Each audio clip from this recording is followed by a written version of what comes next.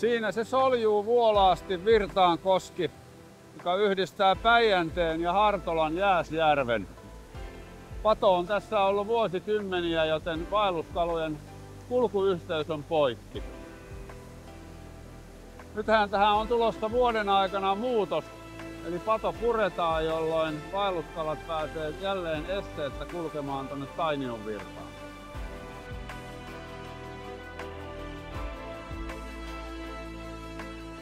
Tainionvirtahan on aikanaan ollut yksi Päijänteen lohikalojen merkittävimmistä lisääntymisalueista. Se, että lohikalat, tässä tapauksessa taimenet, pääsee kohta sinne nousemaan, niin se parantaa kyllä merkittävästi paitsi näiden vaelluskalojen elinoloja, niin jokiekosysteemin elinvoimaisuutta. Erittäin hyvä juttu. Siinä se on ollut toistasataa vuotta pitkälti jo. Mistä kipinä silleen, että se nyt pato puretaan, niin syntyy?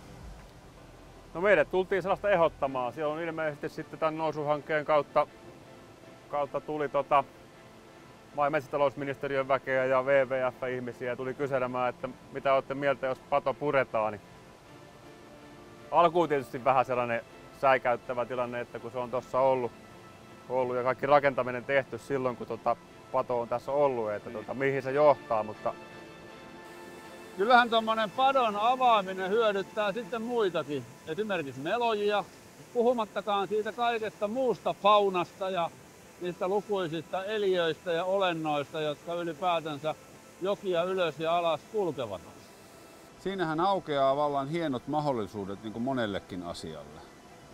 Kyllä joo, ja sitten pitkän matkaa tästä on nyt kuitenkin sitten kilometrikaupalla vapaata jokea ylävirtaa ja tähän on kaavoitettu mökkitontteja ja tietysti virkistyskäyttöä, kalastukseen ja melontaa, kaikkea tällaiseen tietysti tuo mahdollisuuksia. Miten tämä käytännössä nyt sitten tapahtuu, kun me ollaan tässä, niin mistä kohtaa se koski rakentuu? Koski lähtee niin, että se ilmeisesti pohjapato alkaa noin 100 metrin päästä tuolta. Joo. Tulee vähän sellaisena S-mutkana alaspäin täältä ja vesi virtaa sitten pitemmällä alueella ja taas sitten 100 metriä alavirtaa. Koskialueelta tulee yli 200 metriä. Joo. Sehän ei, että kun pato lähtee, niin sehän ei tarkoita sitä, että vesi saa ryöpytä vaan valtoimena, vaan se on siinä on ilmeisesti eri korkeudella sit niitä kosken niskoja. Joo. Että se pääsee sitten eri veden korkeuksien aikaa eri kohdasta tulee yli. Että joo, niillä rakenteilla pystytään mahdollistamaan se kyllä haluttu virtaus. Joo. Paljon tässä on pudotuskorkeutta? Noin 4 metriä. Joo.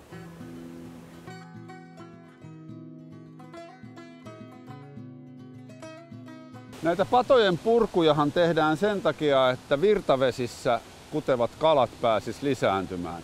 Et jos puhutaan vaikka Päijänteen järvitaimenesta, niin sen uhanalaisuushan johtuu osittain siitä, että sillä ei ole mahdollisuutta ja pääsyä kutupaikoille. Silloin ei voi syntyä uusia kaloja ja luokitus muuttuu uhanalaisemmaksi ja ahdinko lisääntyy. Kalojen istuttaminen se edesauttaa jonkun verran, mutta sitä voisi verrata oikeastaan siihen, että semmoista isoa avohaavaa peitetään pienellä laastarilla. Pieni apu, mutta se todellinen ratkaisu on se, että kalat pääsee lisääntymään luonnollisesti. Koska silloin luonnossa syntyvä kala on vahvempi, tulee luonnonvalinta ja tulee se geneettinen monimuotoisuus esiin ihan eri tavalla kuin se, että niitä jostain laitoksesta aina lykätään vesistöihin.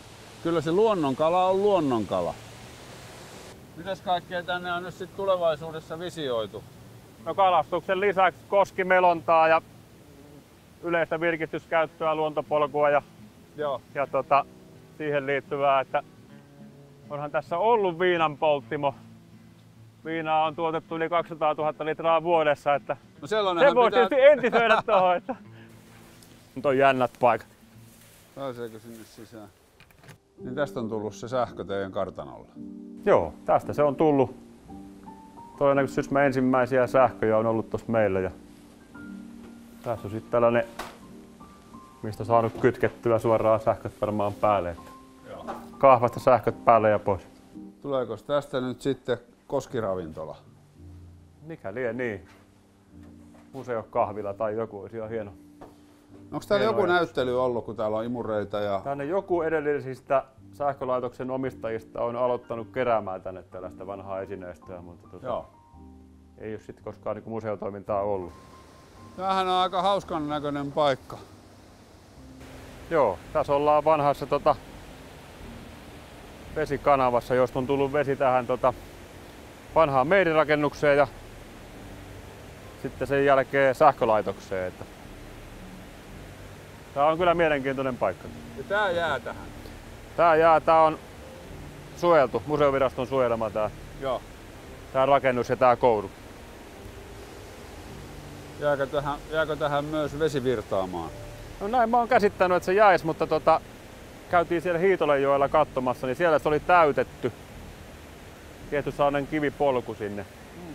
En nyt sitten tiedä mikä tämän lopullinen kohtalo on, mutta ainakin nämä reunat jää tällaiseksi tähän. Joo.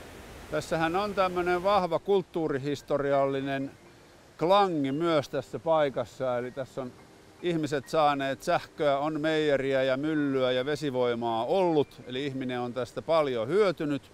Mutta nyt kun tilanne on toinen, niin nyt on erittäin hienoa, että on alettu ajatella sitä luontoa ja niitä luontaisia kaloja ja antaa nyt heille se mahdollisuus päästä lisääntymään. Et sitten kun tämmöistä myllymiljöötä ajattelee sit vähän syvemmin, niin välillä tulee vähän semmoinen jotenkin haikea olo, että miten tehokkaasti ihminen on onnistunut torppaamaan sen niin kuin luonnon elinvoiman. Vaikka onkin selvää, että nämä on ollut ihmisille tärkeitä miljöitä, on myllyä, meijeriä, vesivoimaa. Täältä on ihminen ammentanut paljon mahdollisuuksia omalle olemassaololleen. Mutta nyt tänä aikana on tosi hieno juttu, että me annetaan luonnon kukoistaa ja annetaan vaelluskaloille mahdollisuus. Tämä on todella iso ratkaisu Päijänteen taimenelle, mutta ei yksistään taimenelle, vaan vaellussiialle. Eli tämä on hieno juttu, että tässä on myös toinen arvokas kalalaji, joka hyötyy tästä, eli vaellussiika. Ja sitten tietysti samalla pikkusen kaikki muutkin lajit. No kyllä, rapuja varmaan saadaan paremmin. Niin, totta kai tuossa on myös kuhaa erittäin hyvin tuossa koskessa jo nyt. Joo. Eli kyllähän tästä aika vetovoimainen kalapaikka tulee, mitä se jo nytkin on. Mutta sitten tämä säädellään tämä kalastus, jotta se on kestävää. Ja sitten se sovitetaan yhteen myöskin tämän matkailun ja esimerkiksi melonnan tarpeiden kanssa.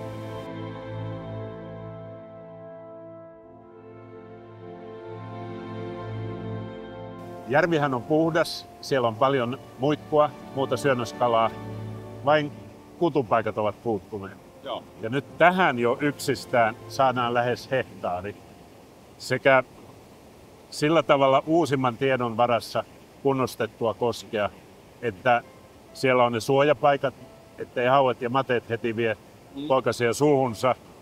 Ja sitten totta kai tästä päästään tuonne ylöspäin. Siellä on 3 koskea tuossa Rännisaaren kohdalla ja siitä ylöspäin. Sitten on iso Nuoramoisjärvi, joka on tietysti jo hyvä syönnöspaikka. Että tässä syntyy noin 10 kilometriä heti vapaata jokea nousta ylös.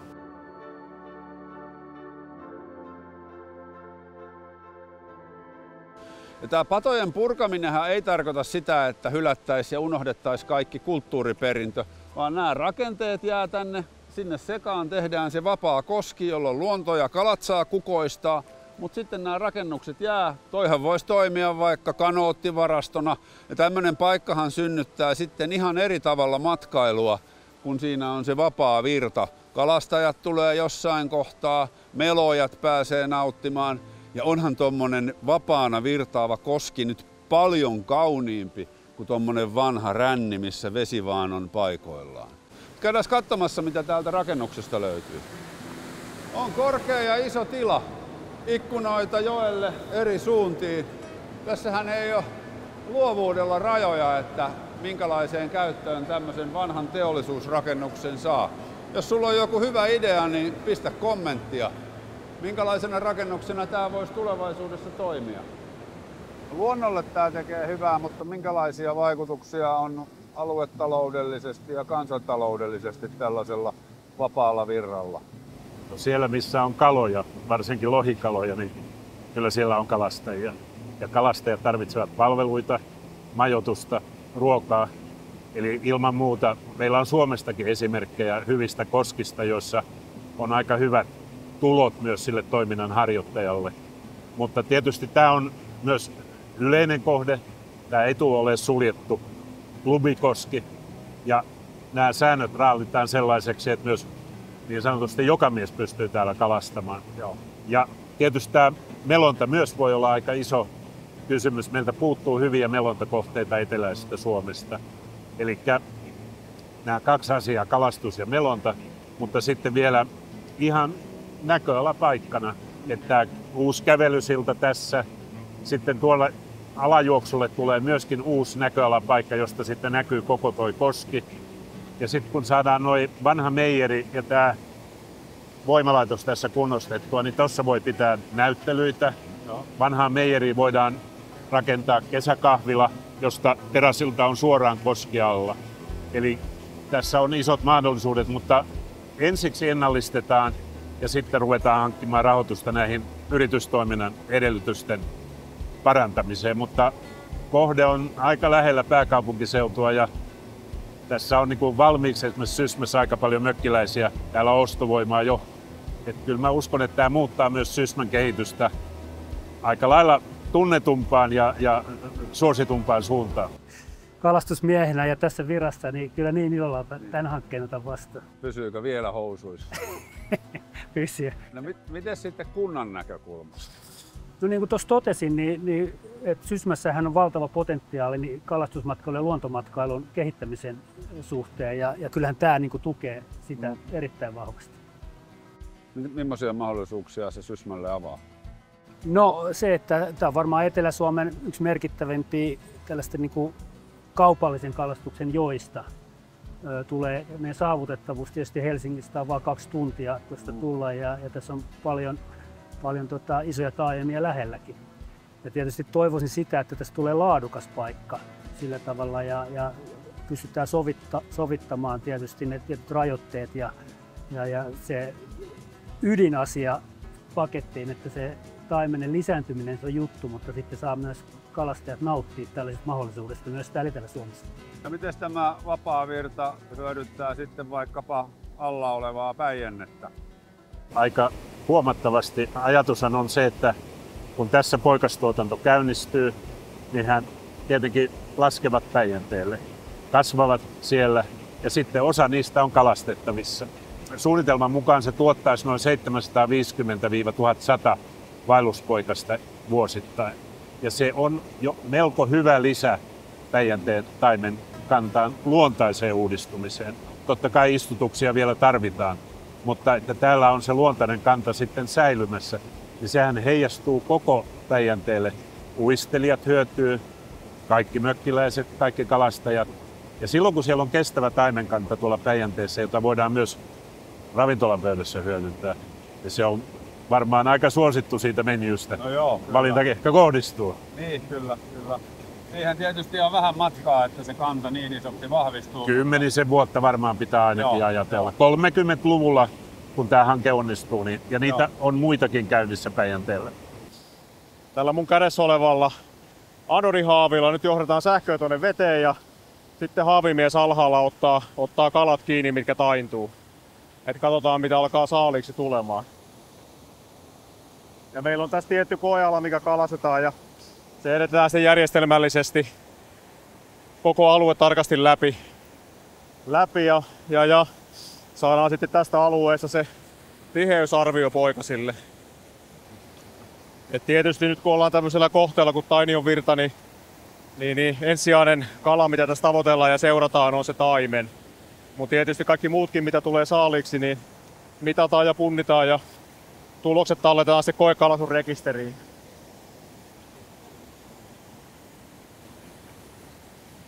Se oli taime. Vähän isompi. Se oli vähän isompi taime, mutta syvästä veteessä tämä menetelmä ei kauhean hyvin toimi, mutta näköhavainto saatiin kuitenkin, että semmonen varmaan 40-senttinen taimen on. Tässäkin tapauksessa, kun tämä koski on nyt ollut näin pitkään padottunut ja muuta, niin täällä tuskin on odotettavissa, että täällä olisi kauheasti luontaista lisääntymistä tapahtunut. Et joinakin vuosina on varmaan olosuhteet ollut tarpeeksi kohillaan, niin on taimenenpoikia tavattu tästä. Mä veikkasin etukäteen, että ahven, joku särkikala ja joku pikku taimen. No joo, ahven saatiin ja 2 eri särkikalaa, eli se on särki ja salakka. Joo. Ja nyt tietysti kun vesi on viilentynyt, niin suuri osa näistä isot järvikaloista on lähtenyt näistä koskista pois ja virtavesistä, mutta edelleen siellä joitakin sinnittelee, vesiä on tosi lämmintä vuoden aikaan nähden. Että nämä on ne tyypilliset lajit. Ja sitten mä itse odotin, että se on ollut jokunen kivisimppu saaliiksi, mutta tällä kertaa ei osunut tuosta koealalta. Joo. Ne on oikeastaan meillä täällä Hämeessä hyvin tyypillisiä ja tietysti ei tällä hetkellä koski sovella kovin hyvin taimenelle, niin kovin isoja odotuksia ei ollut, mutta mehän nähtiin kuitenkin hyppäävän yksi isompi kala. Joo, siellä yksi lähti karkuun näyttävästi. Mistä tämä saalis nyt kertoo? No tämä tietysti kertoo siitä, että tämä ei ole tällä hetkellä vielä oikein taimenkoski, että virta-alue on lyhyt ja tuossa ei oikeastaan sopivia lisääntymisalueita taimenille. Että varmaan tänne nouseekin Päijänteestä vuosittain kaloja, mutta olosuhteet ei ole vielä tällä hetkellä niille suopeita. Sitten kunnostuksen jälkeen tilanne on ihan toinen. Kato, sieltä ne on jo kovaa lähössä.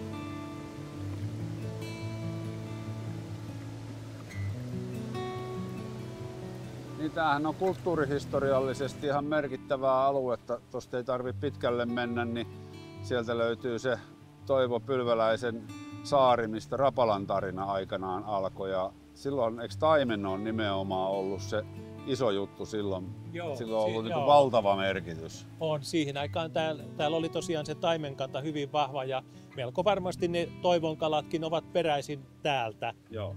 Et ne on täältä lähteneet, kasvaneet, syntyneet täällä joessa, lähteneet syönnökselle. Ja Toivohan on kertonut, että hän 300 lohta sai kesässä soutaen soutuveneellä ja 2 katajavapaa perässä.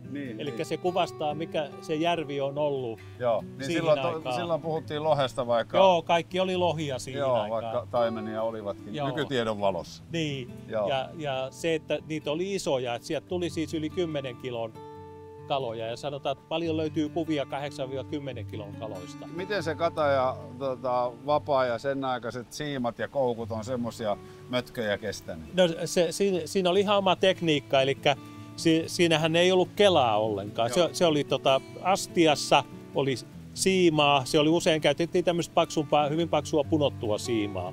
Ja sitten siinä oli korkinpala siinä vavan päässä, tyvessä.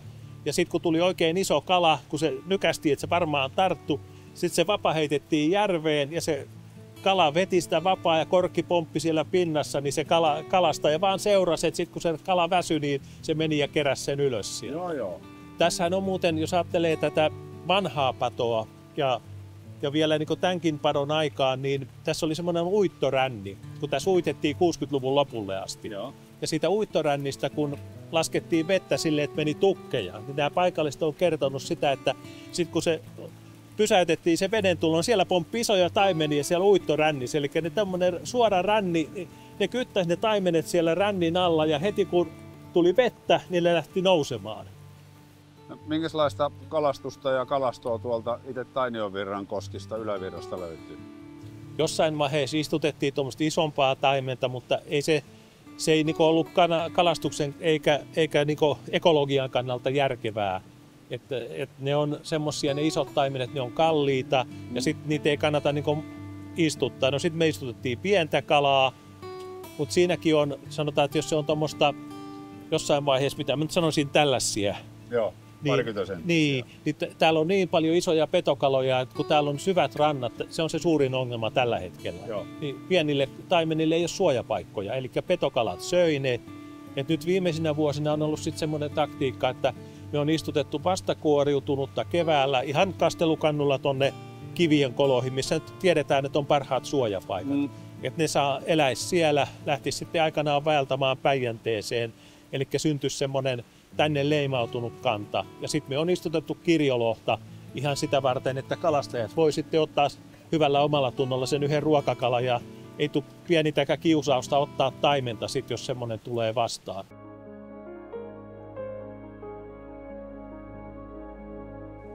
No, teillä on elämä suoraan tässä Virtaankosken äärellä, niin mitäs kaikkea täältä löytyy? No, meillä on tässä me Virtaan kartano. Joo. Virtaan kartano, meillä on tässä kokous- ja juhlatilaa. Ja sitten meillä on joen rannassa ja sitten itse asiassa tässä yksi, niin vuokramökkejä. onhan tämä koko kyläyhteisölle siis ihan super iso ja merkityksellinen juttu toi kosken vapauttaminen ja jännittäväkin. Joo. Sitä ei varmaan ihan kaikkia mahdollisuuksia edes vielä tiedä. Ei. Eiköhän tässä nyt tule paljon sellaista elinvoimaa tänne ja ehkä nyt sitten tulee vähän houkuttelevampi alue. Että ehkä meidän tarvii rakentaa muutama vuokramökki kenties lisää. Joo.